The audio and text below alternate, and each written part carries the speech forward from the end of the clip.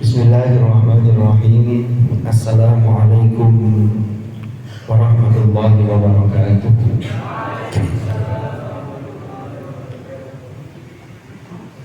Alhamdulillah, alhamdulillahi rabbil alamin. Wa bihi nasta'in ala umuri dunya waddin. Wassalatu wassalamu ala asyrafil anbiya'i wal mursalin sayyidina Muhammadin wa ala alihi wa sahbihi ajma'in. Amma ba'd.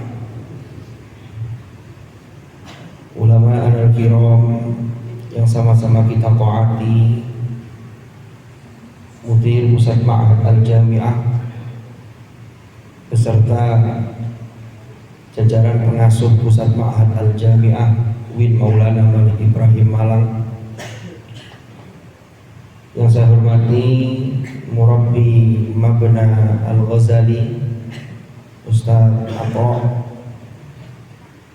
yang saya hormati cacak-cacak musyrif Mabna Al-Ghazali, dan tidak lupa para adik-adik mahasantri Mabna Al-Ghazali yang mudah-mudahan senantiasa semangat dalam menjalani seluruh aktivitas yang ada di Ma'had Sunan Ampel Al-Ali ini. Para hadirin rahimakumullah, alhamdulillahirabbil alamin, pada malam hari ini kita bisa bertemu untuk kedua kalinya. Setelah yang pertama kemarin kita melaksanakan ta'aruf mabna, dan hari ini kita lanjutkan program bulanan kita, yaitu pembinaan mahasantri oleh masing-masing pengasuh di setiap mabna masing-masing. Mudah-mudahan majelis ini menjadi majelis yang nafi'an mubarakan fid dini wad dunya wal akhirah, dan mudah-mudahan majelis ini adalah satu miniatur, satu simbol kelak kita betul-betul dikumpulkan oleh Allah di surganya. Amin ya rabbal alamin. Langsung saja, mudah-mudahan sholawat yang kita haturkan kepada Hadratur Rasul tadi betul-betul dapat mendownload rahmat Allah, sehingga kita termasuk orang-orang yang senantiasa mendapatkan rahmat, dan nanti ketika di akhirat kita termasuk umat Rasulullah yang mendapatkan syafaat Rasulullah sallallahu alaihi wasallam. Rasulullah bersabda, "Man shalla alayya salatan sallallahu alaihi asyra." Barang siapa yang bersolawat kepadaku satu kali, maka Allah melimpahkan rahmatnya 10 kali lipat. Jadi kalau sampai tadi sholawatnya sudah berapa kali, belum al-madaih an-nabawiyah yang dibaca, pujian-pujian kepada Rasulullah. Ini termasuk hal-hal yang kita lestarikan di ma'had ini. Ya, walaupun memang kalau dilihat dan diamati, mahasiswa semester 1 di kampus UIN itu termasuk makhluk-makhluk yang langka. Kenapa? Karena kesibukannya luar biasa. Mulai bangun tidur jamaah, sholat subuh. Habis itu kalau Selasa irsyad, kalau selain itu ada shabahul Quran, lanjut ada yang kuliah pagi. Nanti siang jam 2 sudah intensif bahasa Arab sampai sore. Habis itu masuk waktu maghrib jamaah lagi, isya jamaah, habis isya taklim sampai jam 9. Nanti kalau kelas-kelas yang ikhtad ditambah lagi bengkel. Nanti kalau teman-teman yang tahfidz itu nanti ada setoran tahfidz jam 9 malam. Jadi luar biasa. Tapi mudah-mudahan semua itu, lelah itu betul-betul menjadi lillah. Karena kenapa? Di dalam surah Al-An'am Allah berfirman, "Qul inna salati wa nusuki wa mahyaya wa mamati lillahi rabbil alamin." Imamuna Al-Ghazali, mabena kita ini, nama mabena kita ini. Imam Al-Ghazali itu memahami makna lillah. Lillah itu apa? Lillah itu adalah milik Allah, karena Allah dan untuk Allah.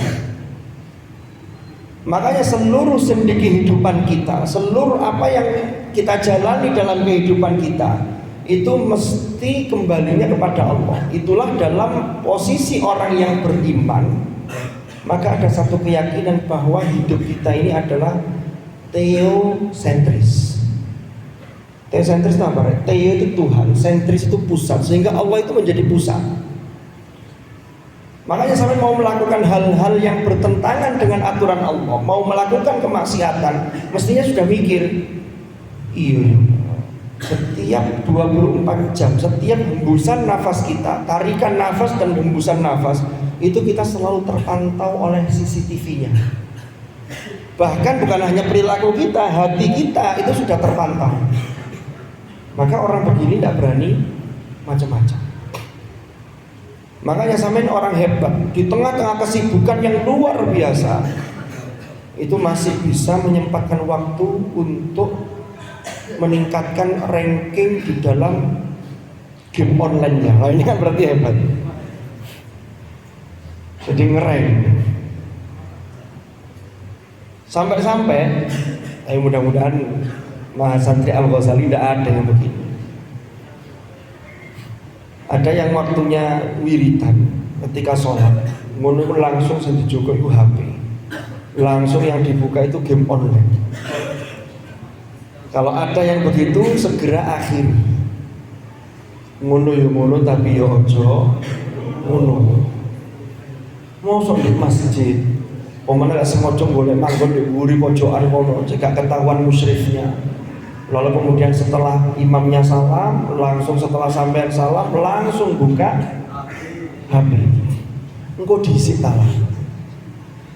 Waktu kita 24 jam itu, berapa waktu kita yang kita gunakan untuk takarrub ilallah? Iku ae maca takarrub batane mbek ngantuk-ngantuk seliut-seliut itu. Hilang. Tapi bukan arek Mabena Ghazali itu, Mabena lain ada yang begitu. Bahkan ada yang totalitas, tidak hanya hilang, takarrubnya ditekuk, digawe bantal. Waduh, repot ini. Oke, kembali ke yang tadi. Jadi yang sampai lakukan ini mudah-mudahan menjadi betul-betul dinilai ibadah oleh Allah Subhanahu wa ta'ala. Kan kita kemarin di pertemuan perdana itu kan kita sudah sampaikan bahwa di lembaga ini difasilitasi terkait dengan apa-apa yang wajib bagi kita. Kan kata Imam Al-Ghazali, ini lanjutan yang kemarin sedikit. Kita review materi yang kemarin lalu kita lanjutkan. Kata Imam Al-Ghazali, ilmu itu ada yang disebut ilmu-ilmu agama dan itu yang hukumnya fardhu ain, itu ada tingkatannya. Pertama tentang ketauhidan kepada Allah. Lalu kemudian tentang bagaimana ibadah ubudiyah kita itu benar sesuai dengan syariat. Maka belajar ilmu fikih menjadi wajib. Bagaimana toharoh yang benar, bagaimana sholat yang benar. Karena kalau toharohnya tidak benar, maka sholatnya tidak sah. Lalu membaca Quran, alladzina atainahumul kitaba yatlunahu haqqa tilawati. Maka ada taklim Al-Quran. Ini hal-hal yang fardhu ain. Nah yang fardhu kifayah itu seperti kalian kuliah di jurusan regulernya masing-masing. Kalau sudah ada orang Islam yang mengambil jurusan sastra Inggris atau prodi sastra Inggris, maka bisa menggugurkan kewajiban yang lain. Yang lain tidak harus belajar sastra Inggris. Tapi harus ada yang mengambil ekonomi, karena kalau orang Islam tidak ada yang bisa tentang ilmu ekonomi, ini juga berbahaya. Maka itulah yang disebut fardhu kifayah. Maka yang sampai lakukan yang fardhu kifayah, apalagi yang fardhu ain, ini insya Allah berpahala dan itu akan memudahkan jalan kita menuju surga. Itulah kemarin yang disebutkan dan diijazahkan kepada kalian, ijazah ammah oleh Syekh Al-Ustadz Ad-Doktor Salahuddin Al-Asyami kemarin itu pada hari Senin. Itu kan ijazah kitab Al-Arba'in An-Nawawiyah. Di hadis yang ke-36 riwayat Abi Hurairah, itu hadisnya cukup panjang, tetapi di dalam matan hadis itu ada potongannya, wa man salaka tariqan yaltamisu fihi ilman sahhalallahu lahu bihi tariqan ilal jannah.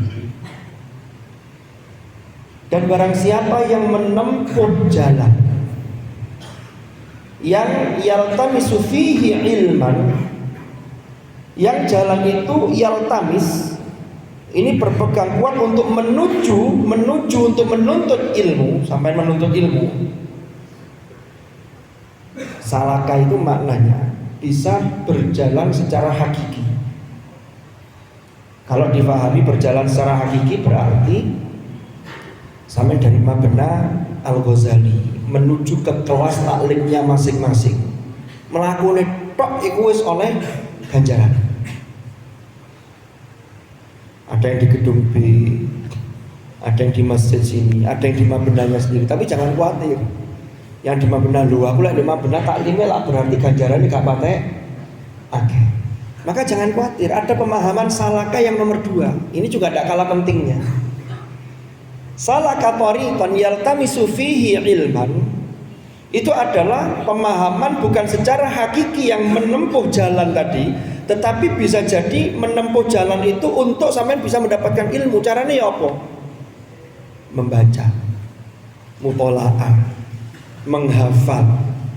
Wes pokoknya sampean sinau sing sregep, bahkan ngerjakan tugas.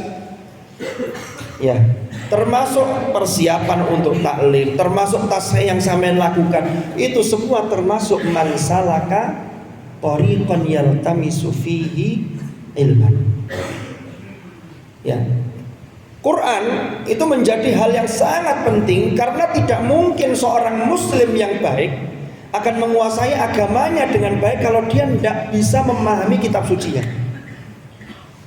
Lah memahami kitab suci itu harus dimulai dengan membacanya secara benar, yatlunahu haqqa tilawati. Dalam mocone wis gak tepak ya opo kate memahami. Karena bahasa Arab itu sangat riskan sekali. Makanya sampean didukung, disupport dengan PKPBA. Jadi PKPBA itu dioptimalkan, jangan hanya niatnya menggugurkan kewajiban, terus pokoknya melebu, paham gak paham bab wis. Eman. Jadi sebisa mungkin sampean belajar maharo itu betul-betul ditekuni. Nanti pasti ada asarnya ketika sampean sudah lulus dari ma'had dan sudah lulus dari PKPBA. Jadi kalau ada mahasiswa semester 3 ke atas, lalu kok kemudian tidak bisa mengambil asar apapun dari ma'had dan dari PKPBA, ini sekali lagi berarti kitanya yang belum bisa mengoptimalkan ya apa caranya mendownload sesuatu itu agar menjadi sesuatu yang bermanfaat. Ini PR kita. Karena ilmu itu adalah cahaya. Kan masyhur sekali itu ungkapannya Imam Asy-Syafi'i radhiyallahu an, al-ilmu nurun wa nurullahi la yuhda atau la yu'ta lil 'asi. Ini karena Imam Syafi'i pernah mengalami yang beliau merasa melakukan kemaksiatan, padahal maksiat Imam Syafi'i itu tidak parah, tidak seperti kita. Itu termasuk mengganggu konsentrasi dan mengganggu hafalan beliau, sehingga beliau curhat ke Imam Waqi', gurunya. Syakautu ila Waqi'in, ada yang mengatakan ansu'i hifzi, ada yang su'a hifzi, fa arsyadani ila tarkil ma'asi.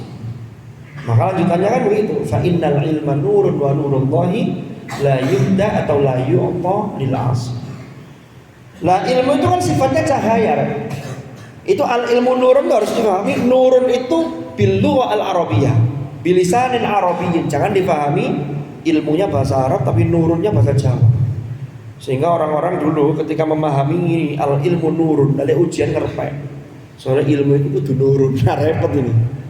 Yang Jawa mungkin paham, tahu nurun ya. Kamu ujian kok nurun itu ngerepek, nyontek. Padahal itu maksudnya al-ilmu nurun.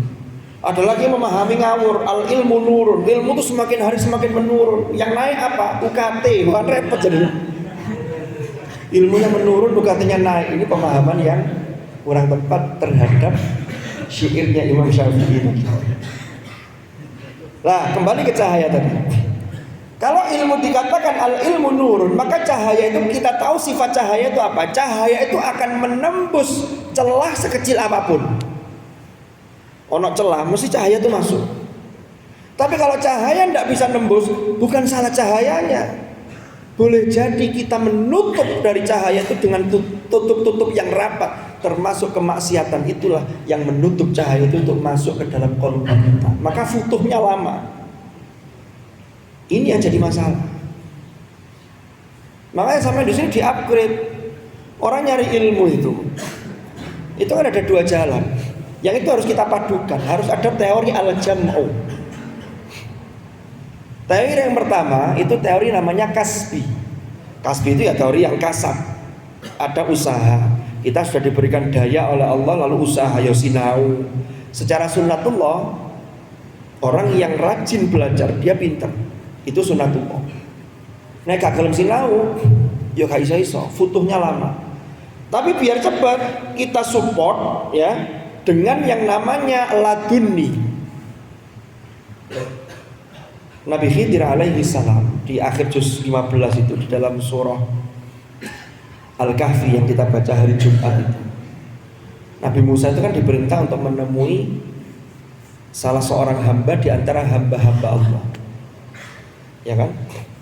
Fawajada 'abdan min ibadina atainahu rahmatan min indina wa 'allamnahu min ladunna ilma. Ya. Jadi dua orang ini, yaitu Nabi Musa dengan asisten beliau, itu diperintahkan oleh Allah untuk berjalan yang kemudian menemui. Yang ketika menemui, Nabi Musa yang menemui salah seorang hamba yang hamba itu sudah dianugerahi oleh Allah rahmat dari sisi Allah, dan dianugerahi dari sisi Allah ilmu, min ladunna ilma. Maka inilah kemudian muncul konsep ilmu laduni. Nah, ilmu laduni itu tidak turun kecuali pada hati-hati yang bersih. Makanya disupport sampai melakukan amal-amal soleh, melakukan bacaan al-wirdul latif, membaca rotib al-haddad, membaca surah al-kahfi, pokoknya melakukan kebaikan-kebaikan dengan membaca kalimat-kalimat thayyibah. Ini untuk mensupport terkait dengan wayuzakihim, tazkiyatun nafas. Sehingga ada dua hal, sinaune oke, disupport dengan dari dalam secara batiniah. Maka ini yang akan mengantarkan generasi-generasi ulul albab. Nah, saya lanjutkan. Maka orang yang mansalaka tariqan yaltamisu fihi ilman sahalallahu lahu bihi tariqan ila jannah. Allah mudahkan itu jalan menuju surga. Ini ada beberapa pemahaman terkait dengan teks yang sahalallahu lahu bihi tariqan ila jannah. Ada yang memahami begini. Uang pula mencari ilmu. Kan ilmu itu nanti endingnya, tujuannya itu tidak hanya sekedar ilmu, tapi bagaimana seseorang itu setelah mendapatkan ilmu lalu dia mendapatkan pencerahan sehingga dia betul-betul mendapatkan hikmah. Kalau hikmah sudah didapat, maka yang muncul adalah khasyah. Innama yakhsyallaha min ibadihil ulama, surah Fatir. Lah kalau sudah ada hikmah yang didapat, sudah dapat khasyah dalam dirinya, maka nanti akan memunculkan perilaku yang baik. Lah perilaku yang baik itulah yang akan mengantarkan seseorang menuju ke jalan kemudahan menuju surga. Jadi runtutannya ngotot. Karakter yang baik itu akan mengantarkan orang. Lah karakter itu datangnya dari mana? Dari pembiasaan. Pembiasaan itu asalnya dari mana? Ya harus dipaksa. Sebuah habit, sebuah lingkungan yang membentuk kebiasaan itu biasanya berawal dari paksaan. Karena manusia itu punya kecenderungan melakukan baik, tapi juga godaan melakukan buruk juga banyak. Fa'alhamaha fujuraha wa taqwa.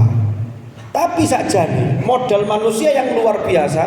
Tidak ada manusia itu yang senang ketika dilabeli buruk, itu tidak senang. Tidak ada yang senang, walaupun itu fakta. Umpama ada mahasantri bukan Mabna Al-Ghazali, bukan. Satu kamar itu kan 6 orang ya kalau di Putra. Dari 6 orang itu ada satu saja suruh bersihkan kamar tidak mau. Begitu datang kuliah itu baju dilempar, digeledak, lemprak, sehingga mengganggu yang lain. Dari sisi aroma jelas mengganggu. Dari sisi keindahan tidak enak dipandang mata. Saya tidak tahu ini ada apa enggak. Wong itu kok. Itu kalau bahasanya Gus Iktan begitu. Wong itu kok. Tidak usah tunjuk orang lain, introspeksi diri saja masing-masing. Karena hati-hati kalau menunjuk orang lain, 1 jari menunjuk teman kita, 4 jari menunjuk diri kita. Introspeksi aja. Umpama kalau orang Jawa itu bilang arek iki kemproh atau kopros, jorok lah. Itu walaupun faktanya begitu, umpama ada cacat-cacat musyrik. Ini kenapa kok begini, Dek? Kamu ini kok jorok banget sih, tidak rapi. Begitu kan hatinya itu tidak terima. Aku dilok. Itu berarti kan modal bahwa orang tuh maunya fitrahnya itu baik.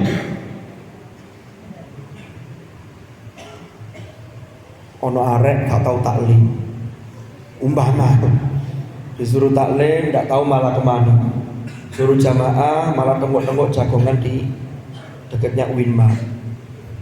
Sampai di sini menjelang salam pancet rokokan. Akhirnya ketahuan sama cacat musyrik. Kan cacat musyrik kan ada yang jaga di sana, ada yang jaga di sana. Itu karena tugas. Jangan kemudian kalian ini, wah enak kok gak jamaah lu.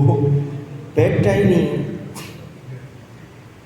Satu orang melaksanakan tugas itu rela, padahal musyrik itu pengennya juga jamaah.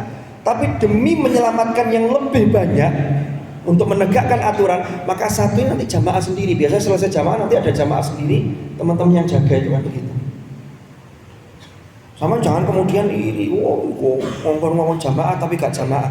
Beda konteksnya, ini harus dipahami. Lah umpama males gak tahu jamaah, tiba-tiba dipanggil, sama kenapa bu? Kamu jadi mahasantri kok begini, jangan begini. Lu itu kadang-kadang begitu kan tidak terima. Kenapa? Karena fitrahnya berontak, fitrahnya itu pengennya diarani baik. Sebaliknya. Ono uang, wes pokoknya perilakunya buruk lah. Tapi orang lain tidak tahu, sehingga dia dipuji oleh orang lain. Dipuji lo seneng. Dia tidak konfirmasi kalau enggak, saya tidak begitu. Saya sesungguhnya saya itu pembohong, saya itu pendusta, saya itu banyak. Enggak, dia diam saja. Padahal pujian itu tidak sesuai dengan faktanya. Artinya apa? Ini kan modal saja nih. Kita tinggal mengupgrade, tinggal mengasah potensi baik kita itu untuk betul-betul menjadi baik. Ini yang paling penting. Sehingga kembali kita yang tadi, sahalallahu lahu bihi thariqan ilal jannah, itu maksudnya nek sudah mencapai ilmunya sudah ada, bisa mengambil hikmah, rasa khosyah itu ada dalam dirinya. Rasa khosyah itu rasa takut kepada Allah. Maka lek wong wis ngene iki mesti yang dilakukan mesti hal-hal yang baik. Mau nyakiti orang tuh berpikir 1000 kali. Coba kalau saya itu jadi dia disakiti begini, diperlakukan begini, mau apa enggak? Oh, saya enggak mau. Maka saya enggak mau memperlakukan orang lain kayak begitu. Nah kalau sudah begitu, maka inilah yang akan mengantarkan dia kemudahan menuju ke surga. Ada yang memahami begini, uang nek wis perilakunya wakeh, yang baik, maka tabungan akhiratnya kan banyak dia. Maka otomatis ketika nanti di akhirat itu melewati as-sirat, itu tidak seperti yang lain-lain. Nanti di Qaumi Utuyan dijelaskan itu. Orang tuh nanti kalau melewati sirat itu macam-macam. Ono yang lewat koyo angin, ono yang kayak burung terbang. Itu dijelaskan dalam Qaumi Utuyan. Nanti belum sampai syubhahnya, nanti akan dibahas oleh mu'allimnya masing-masing. Jadi di tengah-tengah capek yang seperti apapun, maka muga-muga sampean betul-betul bisa totalitas, sehingga masa yang di ma'had yang tidak lama ini Ini bisa kalian optimalkan sehingga keluar dari ma'had ada asar, ada sesuatu yang bisa sampean petik sehingga bisa sampean lanjutkan kebiasaan-kebiasaan baik itu dimanapun sampean nanti bertempat ketika semester 3. Tapi usahakan tetap menjaga komunitas-komunitas yang baik. Karena kita sudah terbiasa melakukan aktivitas yang baik, kok kemudian berada di komunitas yang tidak baik, ini berbahaya. Ini kadang bisa terkikis perbuatan baik atau kebiasaan baik yang sudah kita lakukan. Makanya dalam surah At-Taubah Allah berfirman, ya ayyuhalladzina amanu taqullaha wa kunu ma'as shadiqin.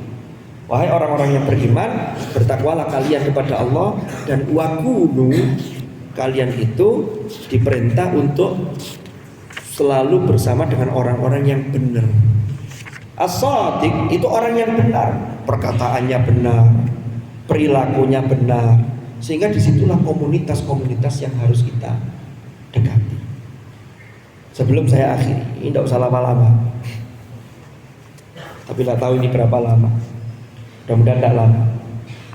Saya ingin membacakan satu kutipan dari Hadratus Syekh Kiai Haji Hasyim Asy'ari di dalam karya beliau, yaitu Adabul Alim wal Muta'allim fi ma yahtaju ilaihi al-muta'allimu fi ahwali ta'limihi wa ma yatawaqqafu alaihi al-mu'allimu fi maqamati ta'limihi, atau biasanya dikenal dengan Adabul Alim wal Muta'allim.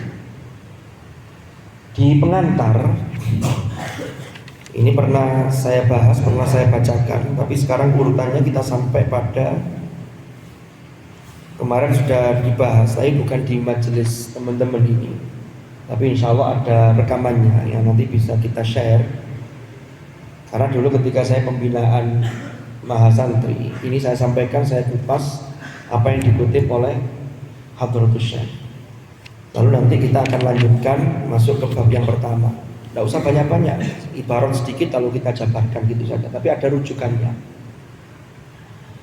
Di dalam pengantar atau muqaddimah, di paragraf sebelumnya itu Hadratus Syekh itu menjelaskan tentang Imamuna Asy-Syafi'i ketika beliau ditanya tentang bagaimana Asy-Syafi'i itu punya karep itu apa? Punya kehendak yang sangat kuat terhadap ilmu, yang mana ilmu itu bisa mengantarkan seseorang terhadap adab yang baik, karakter yang baik. Termasuk Imamuna Asy-Syafi'i memberikan kisi-kisi orang yang menuntut ilmu itu seharusnya punya semangat seperti seorang ibu yang punya anak, bahkan boleh jadi anaknya itu cuma satu lalu anaknya hilang. Itu fitrahnya kira-kira dibiarkan atau dicari oleh ibu itu? Pasti dicari. Anaknya kayak digolei, kemudian anaknya cuman satu. Gimana semangat mencarinya? Luar biasa. Tidak kenal lelah, tidak kenal sambat. Apapun beliau lakukan. Itu yang digambarkan oleh Imam Asy-Syafi'i untuk menyemangati muta'allim sekaligus al-alim. Selanjutnya di paragraf berikutnya Hadratus Syekh Kiai Hasyim Asy'ari itu mengutip dawuh sebagian ulama. Wa qala ba'duhum. Di sini beliau hanya menyebut ba'duhum. Ini sebagian ulama. Ada yang mengatakan begini sebagian ulama. At-tauhidu yujibul iman. Ketauhidan itu yujibul imana, berkonsekuensi terhadap keimanan. Artinya apa? Kan kita ini Rasul-Rasul Allah sebelum Rasulullah Muhammad sallallahu alaihi wasallam itu kan semuanya diutus oleh Allah untuk mengesahkan Allah, mentauhidkan Allah.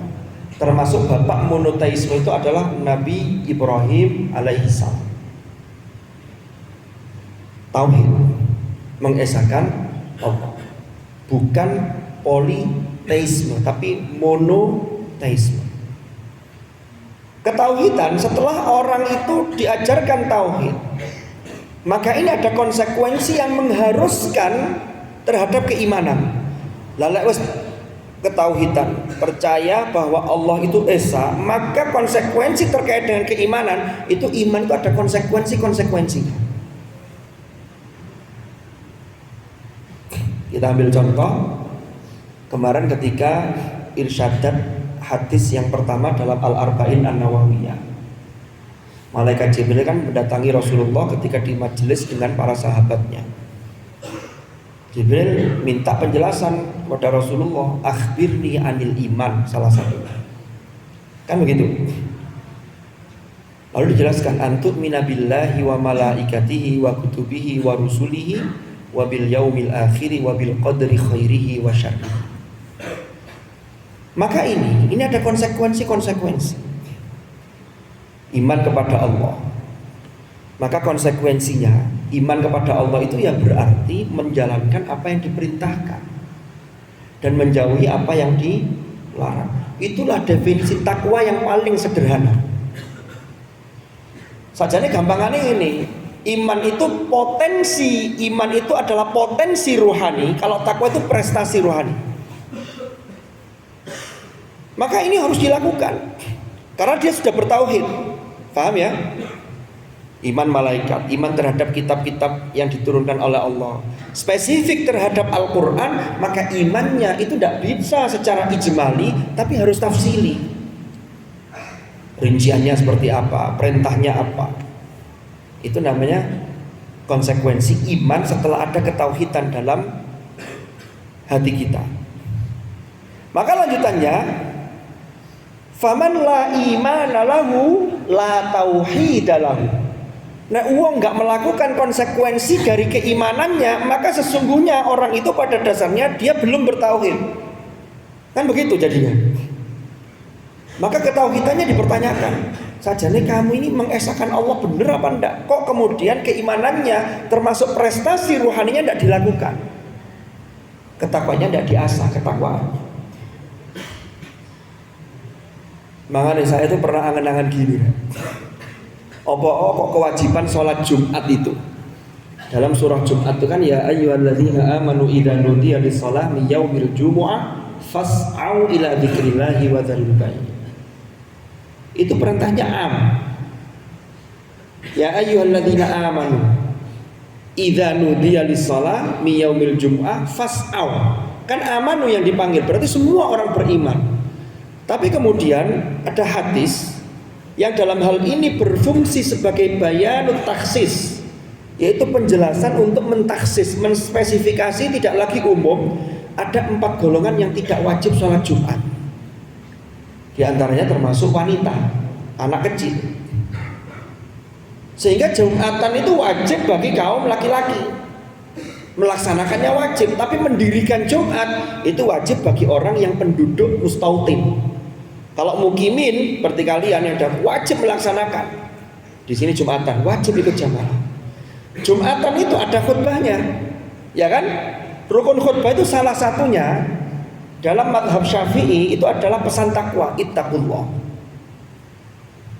Saya pernah melakukan satu tafakkur atau tadabbur. Opo wong lanang sing diwajibno Jumatan. Karena tugas laki-laki itu berat, berat jadi laki-laki. Tapi kita tidak bisa milih. Timbangannya aku tak jadi wedok. Loh, wedok ada tugasnya lagi yang juga berat. Tapi laki-laki itu bertanggung jawab terhadap orang yang menjadi atau yang berada di bawah tanggung jawabnya. Sampai nanti akan berkeluarga, punya istri. Kita doakan istri sampean benar-benar perempuan. Perempuan yang sejati, mar'atun salihah. Karena perempuan yang salihah yang menjadi istri kalian itu perhiasan dunia yang paling indah. Sebagaimana hadis Rasulullah. Nah, mar'ah yang salihah itu yang bagaimana? Itulah yang bidzatiddin. Itu hadis itu iku nang ndi sik ketahuan nanti saya maunya singkat kok tiba dawa ya. Banyak orang salah kaprah memahami hadis tungkahul mar'atu li arba'in. Dikira itu perintah. Nikahilah perempuan itu, wanita itu karena 4 hal. Limaliha, wali jamaliha, wali hasabiha, wali diniha. Fadfar bidzatiddin. Enggak. Itu Rasulullah menyikapi kebiasaan orang-orang Arab. Biasanya wong wedok itu banyak orang yang menikah itu karena niatnya itu karena mek delok kecantikannya, hartanya, orang tuanya anaknya orang kaya, lalu keturunan siapa, baru yang keempat agamanya. Padahal ternyata perintahnya baru fadfar bidzatiddin, yang harus dilihat pertama agamanya. Kalau itu yang bisa kalian peroleh maka taribat yadak, kan begitu. Jadi jangan salah paham. Rasulullah kan perintah, aku golek sing ayu dhisik. Masuk gak ngerti agama wis gak apa-apa, masuk gak tau salat wis gak apa-apa. Lho kok dhisik. Wes ini soal jodoh kapan-kapan saja. Sekarang menuntut ilmu dulu. Saya yakin man salaka tariqan yaltamisu fihi ilman sahalallahu lahu bihi tariqan ilal jannah. Termasuk yang bisa memudahkan kalian ke surga itu peran istri. Berarti kesimpulannya, kalau saya boleh menyimpulkan, sama tidak serius golek ilmu, insya Allah golek istri akan dimudahkan mencari istri yang solihah, karena nanti akan mengantar ke surga. Loh, perang istri itu luar biasa. Betapa banyak di Indonesia itu para suami-suami yang melakukan korupsi itu karena istrinya tidak bisa ngerem kebutuhannya. Kalau diajak ke luar negeri, waduh belanjanya sekian, dikasih belanja sekian, protes.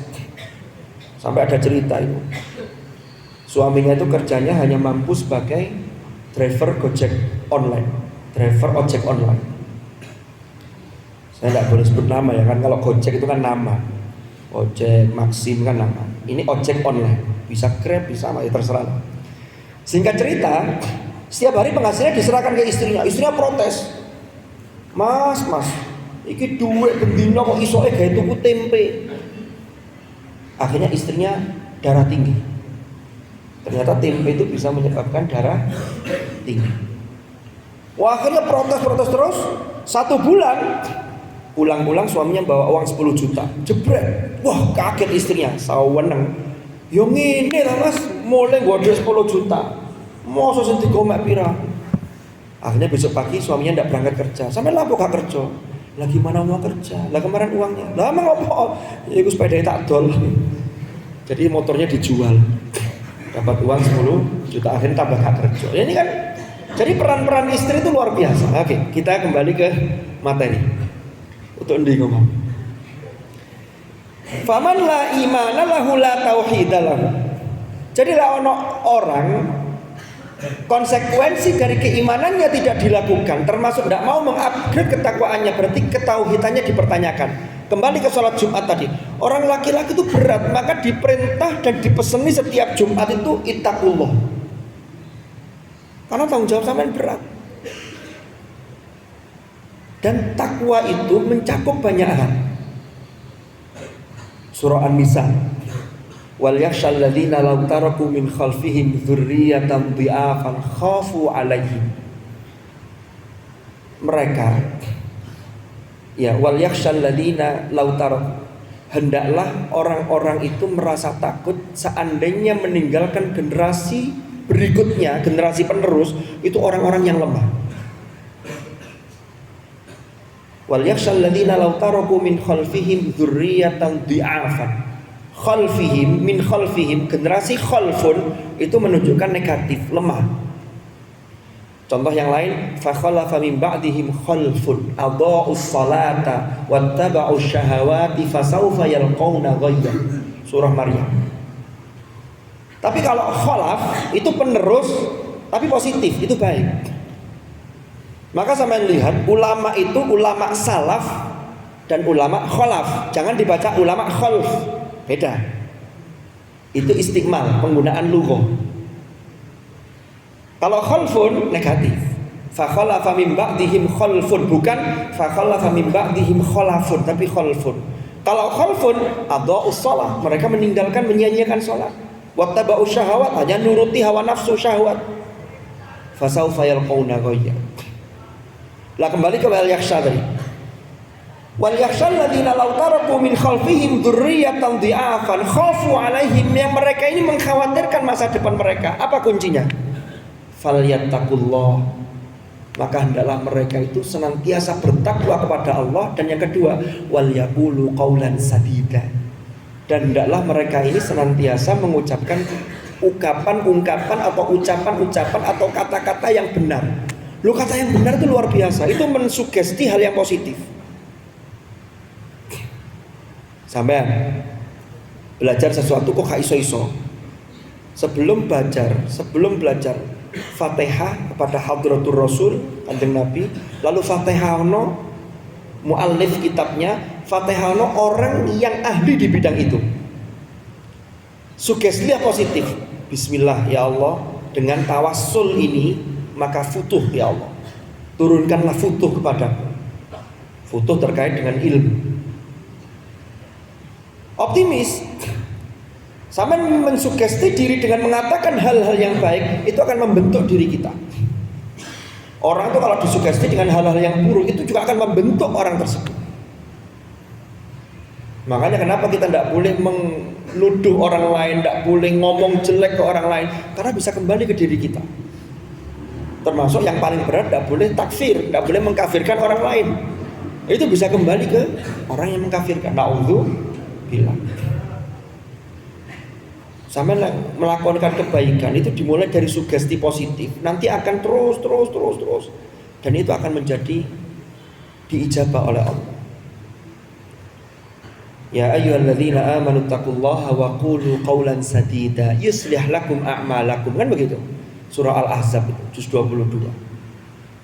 Wal yaqulu qawlan ya ayyuhalladzina amanu taqullaha wa qulu qawlan sadida yuslih lakum a'malakum wa yaghfir lakum dzunubakum. Kita lanjutkan. Wal iman yujibu syari'ata. Sementara keimanan, kalau orang sudah berkonsekuensi melakukan hal-hal yang terkait konsekuensi iman tadi, maka iman itu tentunya yujibu syari'ah. Tadi kan sudah kita jelaskan. Melakukan hal-hal yang memang sudah diatur oleh Allah melalui pensyariatan. Faman la syari'atalah la iman lahu wa la tauhid lahu. Lah ana wong gak gelem melakukan tataran syariat. Kalau syariat tataran yang amaliyah, yang praktis yang kita lakukan, itu menjadi hukum-hukum fikih yang kita pelajari dalam Ta'limul Afkar Al-Islamiyah. Ada at-tauhid. Kan begitu. Lanjutannya, ternyata wasyari'atu tujibul adaba. Orang kalau melakukan hal-hal yang sesuai dengan tuntunan syariah, ini dampaknya ini akan menghasilkan konsekuensi, yaitu etika yang bagus, al-adab. Adab itu apa? Dia ngerti dan bisa menempatkan diri. Dengan siapa dia menghadapi siapa, apa yang harus dilakukan, dia bisa menempatkan. Ini butuh proses. Ada orang tuh yang tidak tahu adab, kan begitu. Lanjutannya, faman la adabalahu la syari'atalahu wala imanalahu wala tauhidalahu. Nek ana wong gak duwe tata krama, biasanya wong ini mesti syariatnya tidak benar, mesti gak melakukan sholat, gak temenan.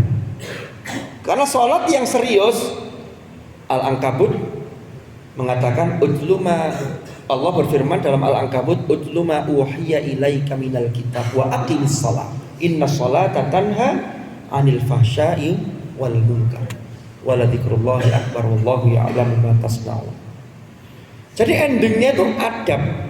Adab itu buah dari ilmu yang kalau orang tahu ilmunya, ilmu tentang iman, ketauhidan, ilmu tentang syariat dilakukan, maka muncullah buahnya adab. Kalau sudah punya adab dan karakter, maka inilah yang harus kita kedepankan. Maka muncullah istilah dahulukan adab daripada ilmu. Artinya bukan untuk sombong-sombongan, tapi adab itu harus muncul duluan. Karena etika itu orang langsung bisa menilai, oh ini benar, ini tidak benar. Kalau ilmu orang harus bisa melihat dulu.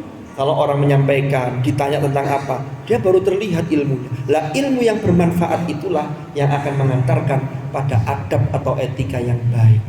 Termasuk adab kepada Allah, adab kepada sesama makhluk, termasuk sesama manusia dan juga makhluk-makhluk yang lain selain manusia.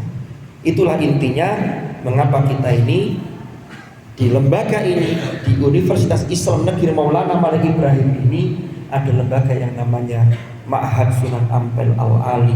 Tujuannya tidak lain dan tidak bukan adalah untuk pembinaan karakter. Kalau yang sudah biasa lama di pesantren, maka untuk menguatkan kembali dan mengembangkan ilmu-ilmu yang sudah kalian pelajari. Kalau yang belum pernah di pesantren, jadilah pengalaman yang terbaik. Dan kalau bisa, lanjutkan di pesantren-pesantren yang lain setelah kalian nanti menginjak di semester 3. Mudah-mudahan manfaat, mudah-mudahan barokah. Allahul muwaffiq ila aqwamit thoriq. Al-'afwa minkum. Assalamualaikum warahmatullahi wabarakatuh.